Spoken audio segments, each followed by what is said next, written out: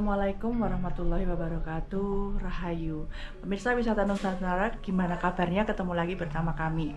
Nah, hari ini alhamdulillah kami sudah hari ini sowan ke Gunung Kidul, tepatnya di Giri Gasih ya, Giri Gasih Gunung Kidul. Nah, hari ini kita akan mengulik soal Masjid Asy-Syukur. Nah, kita pengen tahu sejarahnya terkait masjid tersebut, karena kononnya masjid itu adalah peninggalan dari Sunan Kalijaga. Nah, kita saat ini sudah bersama narasumber, kita kenalan dengan beliau. Selamat siang, Bapak. Selamat siang, Mbak Dewi. Dengan Bapak siapa nih kok? Saya Suwitono. Pak Sutono. Pak Sutono sebagai apa ini? Boleh tahu? Saya sebagai lurah di Kelurahan Giri Gasih, Panewon Purwosari, Kabupaten Gunung Kidul. Oh, non sewu Bapak, sebelumnya boleh diceritakan terkait dengan sejarah dari Masjid Asy-Syukur ini? Oh, iya. Kalau kita bicara tentang Masjid Asy-Syukur ini sebenarnya tidak bisa dipisahkan antara sejarah berdirinya di Kelurahan Giri Gasih ini. Kelurahan Giri Gasih ini kan cikal bakalnya adalah Padukuhan Ngororo, yang konon menurut cerita dulu yang sempat datang ke sini ini adalah masih Trah Mojopahit. Jadi ini masih ada keturunan dari Mojopahit. Saat itu terjadi perpecahan di Kerajaan Mojopahit karena masuknya agama Islam. Kemudian dari sebagian punggawa di Kerajaan Mojopahit itu kemudian karena terjadi pergulakan di sana, kemudian ada beberapa yang keluar dari Kerajaan Mojopahit itu. Salah satunya adalah Ki Trobongso.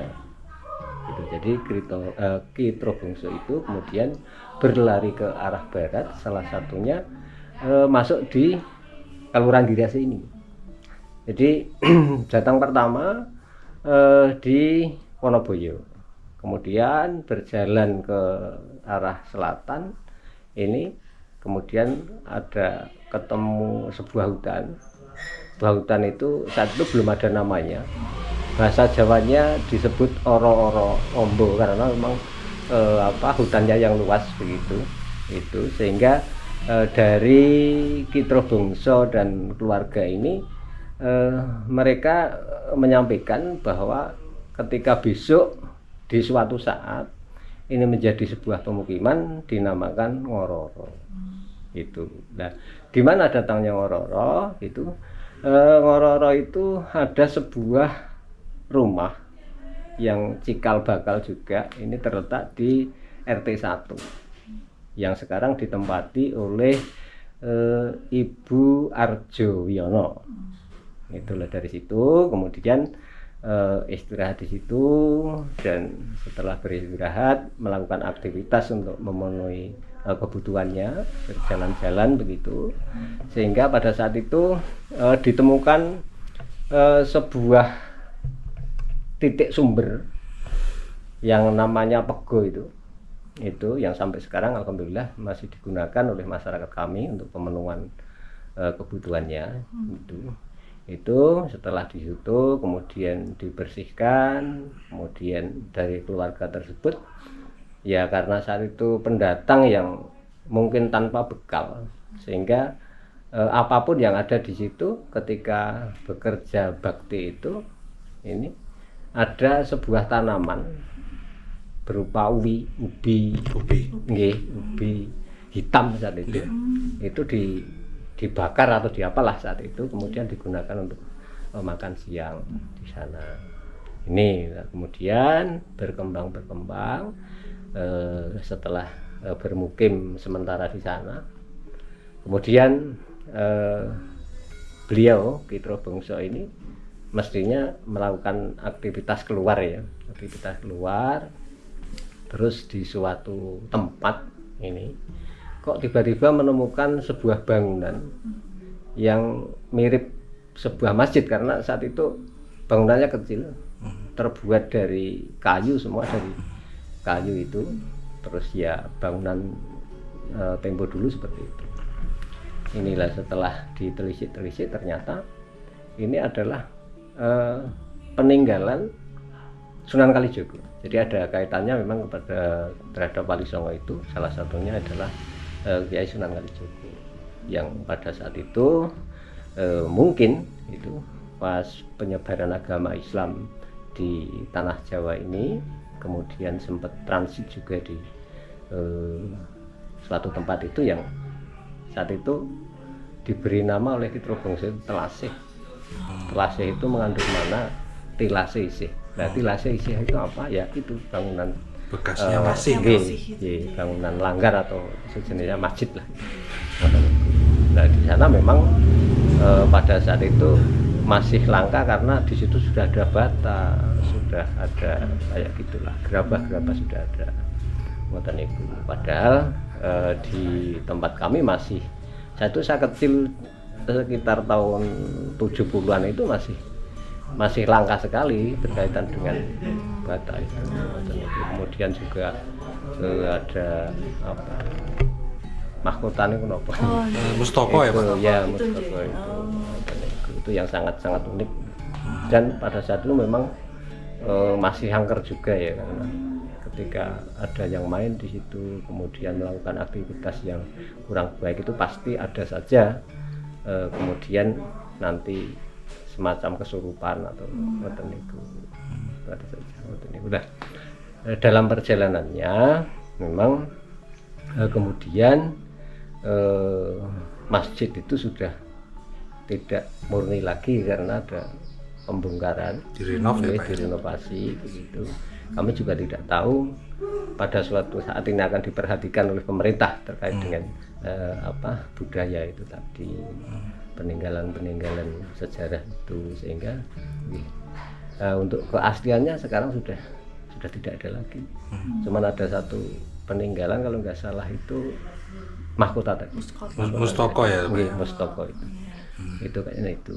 Karena yang asli itu entah gimana ceritanya menghilang tanpa jejak. Siapapun tidak ada yang tahu. Ini sekilas yang bisa saya sampaikan karena persisnya kami juga tidak tahu. Itu. Cuman apa yang kami sampaikan ini juga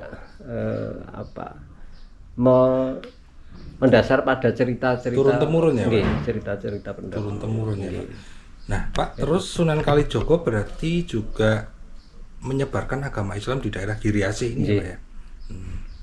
Nah, Pak, tadi kan Bapak sempat ngendika berarti benda-benda peninggalannya itu masih ada atau sudah tidak ada lagi, Pak? Tinggal itu tadi. Mustokonya aja itu nggih. Mustoko itu tadi. Nah, terus itu yang tadi pelarian dari Majapahit ya Pak ya? Okay. Itu kok bisa tahu kalau itu peninggalan Sunan Kalijogo? Apakah dulu itu ada peninggalan seperti prasasti atau catatan itu Pak? Okay. Mungkin ada prasastinya, mungkin kami juga tidak bisa matur persisnya seperti apa, tapi menurut cerita itu begitu. Itu. Jadi kami juga kurang tahu apakah memang dulunya itu ada tokoh yang memang tahu atau gimana, tapi begitulah yang bisa saya sampaikan. Saya meyakini pasti ada prasasti lah. Iya, ada catatan ya Pak? Iya, ada catatan itu. Nah Pak, kan tadi masjid itu sampai sekarang masih digunakan ya Pak? Masih. Jadi untuk sehari-hari masih digunakan untuk ibadah segala macam. Nah, karena ini kan masjidnya kan peninggalan Sunan Kalijogo ya Pak. Apakah misalnya masih ada digunakan non sewu kayak rasulan atau apa gitu, masih ada nggak Pak kayak budaya-budaya di sini? Kalau rasulan ada tapi tempatnya bukan di masjid. Tempatnya di masjid. Biasanya warga kami itu memilih tempat pertama atau cikal bakal pemukiman pertama di mana itu didirikan, disitulah mereka ini mengadakan kegiatan rasul atau apa. Ini biasanya seperti itu. Nah Pak, kemudian di Kelurahan Giri Asih ini ada ini nggak Pak, misalnya ciri khasnya atau mungkin khasnya dari kelurahan ini apa Pak? Misalnya dari makanan atau apa gitu kalau yang dihasilkan di Kelurahan Giri Asih ini Pak? Okay. Sebetulnya banyak ya ciri khas dari makanan Giri Asih itu.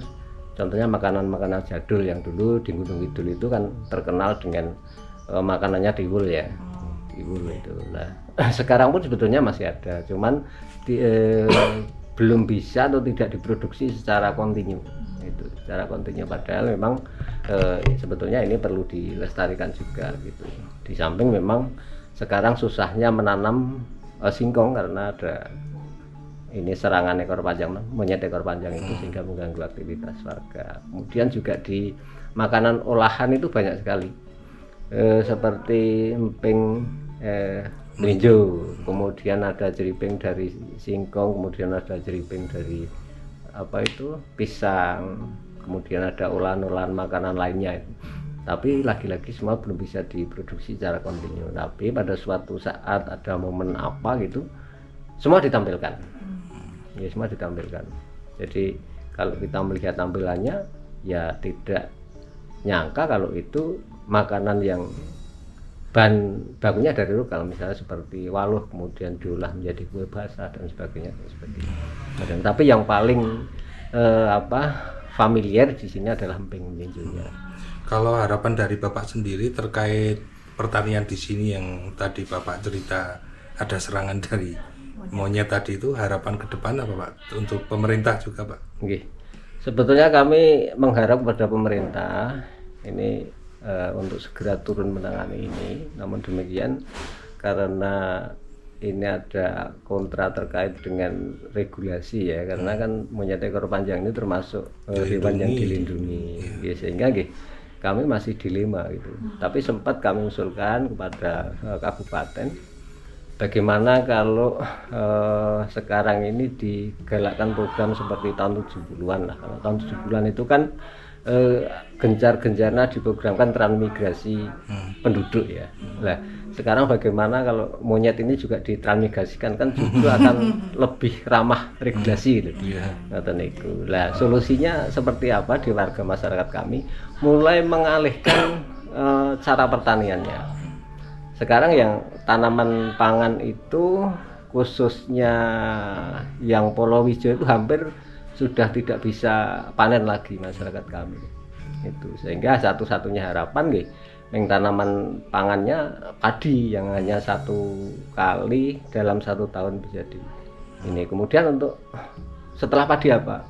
Ini mulai bergeser ke tanaman perkebunan subsektor hortikultura seperti cabai, kemudian bawang merah, kemudian untuk perkebunan subsektor tembakau kayak gitu yang kurang disukai monyet. Walaupun monyet itu ternyata ketika maksudnya tidak kesampaian bisa ngamuk juga. Kalau tidak bisa dimakan ya dirusak. Nah, inilah yang menjadi kendala bagi masyarakat Giri Asih, Purwosari dan Gunung Kidul pada umumnya.